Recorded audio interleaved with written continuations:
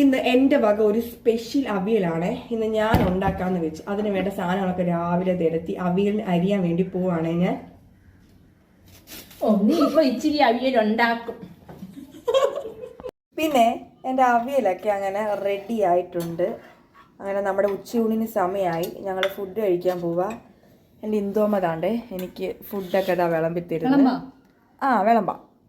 എന്നത്തെ പോലെ നമ്മുടെ ചോറ്,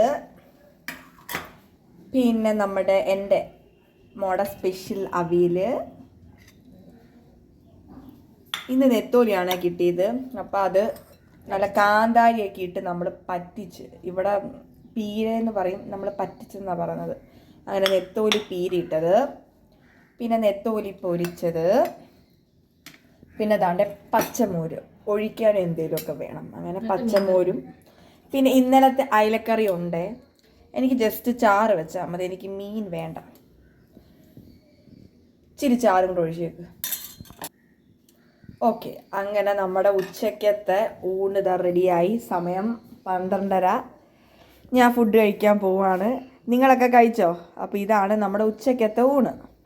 നമ്മുടെ യൂട്യൂബ് ചാനലായിട്ടുള്ള കണ്ണമ്പള്ളി ഫാമിലി നിങ്ങൾ സബ്സ്ക്രൈബ് ചെയ്യണം, ബെൽ ബട്ടൺ അമർത്തണം, ലൈക്ക് ചെയ്യണം, ഷെയർ ചെയ്യണം, മാക്സിമം നമ്മളെ സപ്പോർട്ട് ചെയ്യണേ.